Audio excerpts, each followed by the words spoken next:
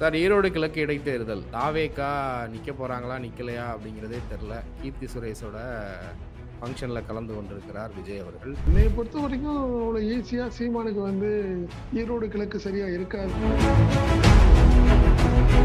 அதிமுகவுக்கு தொடர் தோல்வி தவிர்க்க முடியாது பயம். 2வது ட்ரிப்பு போன ட்ரிப்பு வாங்கின வாக்குகள் பாராளுமன்ற தேர்தலில் குறைச்சிருச்சு. சரி, இன்னும் குறைஞ்சிருச்சுன்னா ரொம்ப அசிங்கம் அப்படின்னு நினைக்கிறாரு. அது எடப்பாடி அவர்களுக்கு நெருங்கின உறவினர் மத்தியில ரைடு வந்தது. இந்த இதுல நிக்கக்கூடாதுன்னு அழுத்தம் ஆர்எஸ்எஸ் தரப்புலயோ இல்ல பாஜக தரப்புலயோ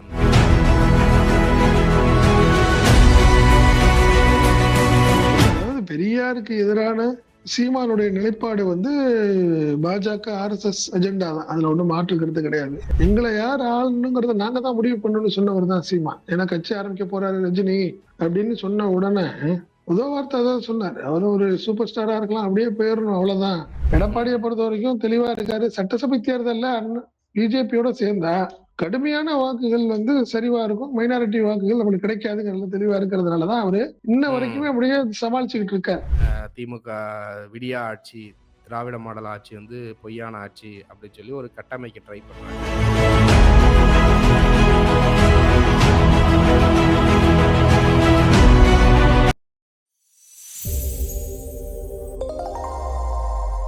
தமிழ் நியூஸ் நேயர்களுக்கு வணக்கம். இன்றைக்கு நம்மளோட அரசியல் பேசுவதற்காக தமிழ் நியூஸின் தலைமை ஆசிரியர் செந்தில் அவர்கள் இணைந்திருக்கிறார்.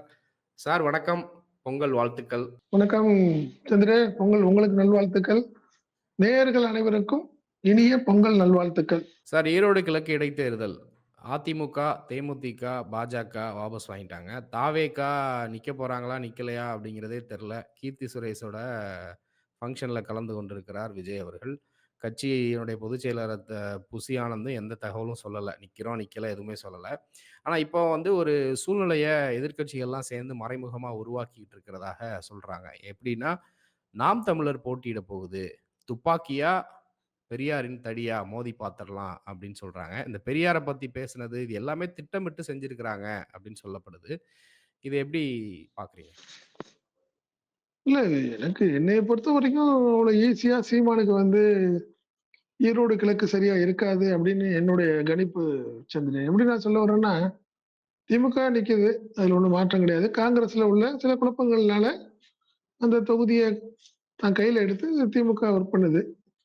ரொம்ப ஸ்ட்ராங்கான கூட்டணி, அதுல ஒண்ணும் மாற்றம் கருத்து கிடையாது.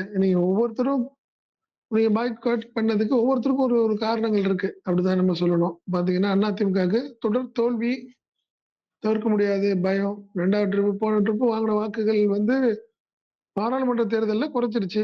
சரி, இன்னும் குறைஞ்சிருச்சுன்னா ரொம்ப அசிங்கம் அப்படின்னு நினைக்கிறாரு. அது கொங்கு பெல்ட்லயே வாக்குகள் ரொம்ப குறைஞ்சிருச்சுன்னா நம்மளோட இமேஜ் பெருசா பாதிக்கும் அப்படின்னு நினைக்கிறாரு எடப்பாடி. அதனால அவருடைய புறக்கணிப்பு. நீங்க அதே கதை தான் அண்ணாமலைக்கு அதே ஒரு கதை தான். பிரச்சனை என்னன்னா, டெபாசிட் இல்லாம டெபாசிட்லாம் போயிடுச்சு நம்மளுக்கு அப்படின்னா சரியா இருக்காது அப்படிங்கிற ஒரு பயம் அவருக்கு. அதனால அவருடைய புறக்கணிப்பு, அவருடைய ஒவ்வொருத்தரும் சுயலாபத்துக்காக தான் புறக்கணிப்பு. பாத்தீங்களா? அப்படி பாத்தீங்கன்னா, நீங்க எடப்பாடி சொல்றாரு, இந்த எலெக்ஷன்ல நியாயமா இருக்காதுங்கிறாரு. அப்படிதான் காரணம் சொல்லி விக்கிரவாண்டியை நீங்க புறக்கணிச்சீங்க. அப்படியே நீங்க பாராளுமன்ற தேர்தலில் மட்டும் போட்டிட்டீங்க.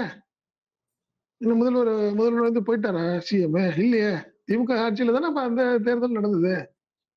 நீங்க அதனால அதை நீங்க ஒரு காரணம் சரியான காரணம் இல்லை. ஏதோ ஒரு காரணத்துக்காக இப்படி ஒரு சூழ்நிலை பேசுறாங்க. அதெல்லாம் கிடையாது. எடப்பாடியே தொடர் தோல்வியை அவரால் தவிர்க்க முடியாதது ஆயிடுச்சுன்னா நம்மளுக்கு பெரிய இமேஜ் 2026 சரியா இருக்காதுங்கிறதுனால அவருடைய புறக்கணிப்புக்கான காரணம், முழு காரணம் அதுதான்.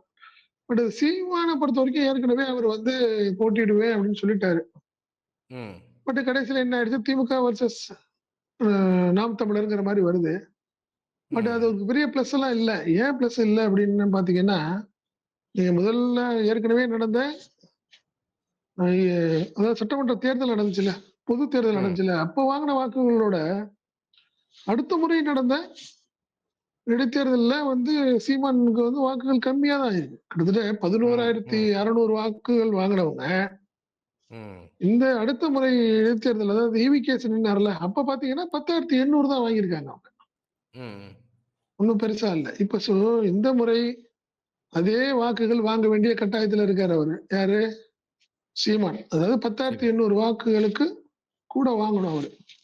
நாம் தமிழர் ம், ம். இயக்கம் வந்து அது வாங்கி ஆகணும் அவங்க. அதுக்கான சூழ்நிலை இருக்குமா? அவ்வளோ ஈஸியா திமுக விட்டுருமாங்கிறது ஒரு பெரிய கேள்விக்குறி இல்ல. கண்டிப்பா. அரசியல் ஜாம்பவான்கள்லாம் இருக்காரு. செந்தில் பாலாஜிக்கு வந்து பொறுப்பு குடுத்துருப்பாங்க. கண்டிப்பா. அவங்க சாதாரணமா ஏன்னா அவருக்குன்னு ஒரு இமேஜ் இருக்கு. விடமாட்டாரு. ம். சரி ஏற்கனவே எல்லாத்துக்கும் ஒரு பயம் இருக்கு. அந்த மாரி கண்டிப்பா ஈரோடு இடைத்தேர்தல் வந்து அவரு இறங்கி ஒர்க் பண்றப்போ, நீங்க கண்டிப்பா கணிசமான வாக்குகள் குறையும். அவர் என்ன ம். நினைக்கிறாரு, சீமான் வந்து அதிமுக வாக்குகள், பாஜக வாக்குகள்லாம் நம்மளுக்கு வரும் அப்படின்னு நினைக்கிறாரு. அதுக்கு வாய்ப்பு இல்லை அப்படிங்கிறது தான் என்னுடைய கணிப்பு. ஏன்னா விக்கிரவாண்டியில வந்து அதிமுக நிக்கல தான். ம். பட் கிட்டத்தட்ட 25,000 வாக்குகள் அதிகமா தானே வாங்குனுச்சு திமுக. ம். விக்கிரவாண்டியில. அதனால அதிமுக வாக்குகள் சீமானுக்கு தான் போகுறதெல்லாம் இல்ல. இப்போ வேற மாரி இருக்கு. அத நீங்க வந்து எம்ஜிஆர் காலங்கள் மாரி, ஜெயலலிதா காலங்கள் மாரி, கலைஞர் காலம் மாரி கிடையாது. இப்போ இப்போ நெறைய சூழ்நிலைகள்லாம் மாறி இருக்கு. உட்கட்சியில உள்ள ம். பிரச்சனைகள் இருக்கு. என்ன நெறைய விஷயங்கள் இருக்கு. நீங்க எதிர்பார்க்கல நீங்க அப்படி கேஸ்ட் வைஸ் பார்த்தீங்கன்னா, நீங்க சீமானுக்கு கடுமையான எதிர்ப்பு இருந்தது. எப்போ அருந்ததிய பத்தி அப்பதான் பேசினாரு. ஈரோடு ஆமா. இடைத்தேர்தல்ல தான் அவரு போன முறை என்ன பண்ணாரு, அருந்ததியர பத்தி ஒரு ஒரு விமர்சனம் பண்ணபோது, அது கடுமையான அவருக்கு எதிரான அந்த அருந்ததியர்லாம் பெருசா ஆர்ப்பாட்டம் பண்ணாங்க. பிரச்சனைகள்லாம் ம். ஏற்பட்டுச்சு. 1. இப்ப ம். இந்த முறை நீங்க சொல்ற மாரி, ஈரோடுங்கிறது பெரியார் மண். இந்த முறை பெரியார கடுமையா விமர்சனம் பண்ணிட்டு இருக்காரு. கிட்டத்தட்ட 1 1/2 மாசமா அவரு ம். கடுமையான விமர்சனம் பண்ணிக்கிட்டு, இப்ப ஈரோடுக்கு போறாரு. இது எந்த அளவுக்கு அவருக்கு வந்து பிளஸ்ஸா இருக்கும்னு பெரிய கேள்விக்குறி இல்ல. ம். அதனால அவ்வளோ ஈஸியாவும் சீமானுக்கு இருக்காது அப்படிங்கிறது என்னுடைய எண்ணம். கண்டிப்பா சார். இப்போ எடப்பாடி அவர்களுக்கு நெருங்கின உறவினர் மத்தியில ரைடு வந்தது. இந்த இதில வந்து நிக்கக்கூடாதுன்னு அழுத்தம் வந்து ஆர்எஸ்எஸ் தரப்புலயோ, இல்ல பாஜக தரப்புலயோ வந்திருக்கு அப்படின்னு சொல்றாங்க. அத அப்படி அவர்களும் போட்டியிடக்கூடாது, பாஜகவும் போட்டியிடக்கூடாது. சீமான போட்டியிட வச்சு, சீமான் தனிச்சு எவ்வளோ ஓட்டு வாங்குறாரு அப்படிங்கிறத சீமான ஒரு பெரிய ஆளுமையா ப்ரொஜெக்ட் பண்ணணும். ஏன்னா விஜய் வந்ததுக்கப்புறம் சீமானுக்கு இப்ப நெறைய நெருக்கடி வந்ததுனால, ஒரு 10, 15% வாக்க வந்து அவர் வாங்க வச்சா தான் ஓட்ட சிதற வச்சு 26 தேர்தல்ல திமுக கூட்டணிக்கு நெருக்கடி குடுக்கலான்ற மாதிரி ஒரு திட்டமிட்டிருக்கிறதாக ஒரு சமூக வலைதளத்தில ஒரு வருது. ஒரு வியூகம் வருது. இத எப்படி பார்க்குறீங்க? இல்ல அதாவது பெரியாருக்கு எதிரான சீமானுடைய நிலைப்பாடு வந்து பாஜக, ஆர்எஸ்எஸ் அஜெண்டா தான். அதுல ஒண்ணும் மாற்று கருத்து கிடையாது. என்ன வச்சுக்கங்களேன், நீங்க கட்சி ஆரம்பிக்கிறதுக்கா இருக்கட்டும், ஆரம்ப காலத்துல சீமானுடைய பேச்சுகள் எல்லாம் பெரியார புகழ்ந்து தான் இருந்தது. அவரு அவரு அவரு தான் எங்களுடைய வழிகாட்டி, தந்தைன்னு சொல்லிட்டு இருந்தவர் தான் சீமான். திடீர்னு என்ன சொல்றாரு, படிக்க படிக்க எனக்கு வேற மாரி இப்பதான் தெளிவு இருந்துச்சு அப்படிங்கிறாரு. ஒரே புக் தானே ம். அது. இந்த கொள்கைலாம் ஒரே கொள்கை தானே. இந்த பெரியார் வந்து நேத்து ஒண்ணு பேசினாரு, இன்னைக்கு ஒண்ணு பேசினாருன்னு இல்ல. ஆரம்பத்திலே அவர் இறந்து பல வருடம் ஆயிடுச்சு. அவருடைய கொள்கை எல்லாம் ஒரே புக்ல தான் இருக்கு. சோ ம். அதனால தெளிவாவறதுக்கு வேற ஒண்ணும் வேலையே இல்ல. வேற புக் மாத்தி படிச்சா தான் தெளிவாகும். ஒரே புக்கா ம். படிச்சிருந்தா ஒரே கொள்கை தான் திருப்பியும் இருந்திருக்குன்னு வச்சுக்கோங்களேன். அதனால ம். அவர் சீமானுடைய விஷயங்கள் வந்து பெரியார் விஷயத்துல சீமான் வந்து பேசுற அனைத்து விஷயங்களும் கிட்டத்தட்ட பிஜேபி, ஆர்எஸ்எஸ் அஜெண்டா தான். அதாவது ம். பெரியாருக்கு எதிரான கருத்துக்கள் தான். பிஜேபியும் ஆண்டாண்டு காலமா ஆர்எஸ்எஸ் சொல்லிக்கிட்டு இருந்த வார்த்தைகள் தான் இன்னைக்கு சீமான் சொல்லிட்டு இருக்காரு. புரியுதுங்களா? ம். அதனால இப்ப நீங்க சொன்ன மாரி விஷயங்கள் வந்து கண்டிப்பா ஒரு சந்தேகத்துக்குரிய விஷயம் தான். அதுல ஒண்ணும் மாற்று கருத்து கிடையாது. காரணம் என்னன்னா, நீங்க அதிமுக புறக்கணிக்கப்ப அது சேம் டைம் கண்டிப்பா ஆனா பிஜேபி நிக்கும் அப்படின்னு ஒரு ஒரு தகவல் சொல்லிட்டு இருந்த நிலையில திடீர்னு ஏன் அண்ணாமலை பேக் அடிச்சாரு? ம். அப்படிங்கிற பலருக்கும் ஒரு சந்தேகம் இருந்துகிட்டு இருக்கு. இருக்கு. ஆனா ம். என்னைய பொறுத்தவரைக்கும் அண்ணாமலைக்கு டெபாசிட் கண்டிப்பா கிடைக்காது. விடமாட்டாங்க நம்மள. சோ நம்மளுக்குன்னு ம். ஒரு கட்டமைப்பு ஏற்கனவே ஒரு கெட்ட பேர்ல ஓடிட்டு இருக்கோம் நம்ம. தேவையில்லாம நம்மளுக்கு இன்னும் ஒரு டேமேஜ் ஆயிரும் அப்படின்னு நினைச்சு தான் அண்ணாமலை என்னைய பொறுத்தவரைக்கும் புறக்கணிப்புக்கு ஒரு காரணம் அப்படின்னு நான் நினைக்கிறேன். பட் அதே ம். சேம் டைம் பெரியார் விஷயத்துல கண்டிப்பா பிஜேபி, ஆர்எஸ்எஸ் அஜெண்டா தான் இன்னைக்கு சீமான் பேசிக்கிட்டு இருக்காரு. ம். இதுக்கு மாற்று கருத்து கிடையாது. இது ஒரு நல்லா ப்ரூவ் பண்ணிட்டாரு. ஏன்னு வச்சுக்கங்களேன், தமிழிசை இப்ப சொல்றாங்கல்ல, ஒரு வார்த்தையே சொல்ட்டாங்களே. ம். எங்களுடைய டீம்மேட் அப்படின்னு ஒரு வார்த்தை சொல்றாரு. அப்படின்னா என்ன ஆமா. வார்த்தை அது சொல்லுங்க? தமிழிசை வந்து சொல்லியிருக்காங்கல்ல. நீங்க டீம் பார்ட்னர். சீமான பத்தி பேசுறப்போ ஆமா. இப்ப டீம் பார்ட்னர் அப்படின்னா என்ன வார்த்தை அது? என்ன ம். சொல்ல வராங்க? நான் சொல்றத தெளிவா சொல்ட்டாரு. பி டீம்ங்கிறத சொல்லாம சொல்ட்டாங்க அவங்க.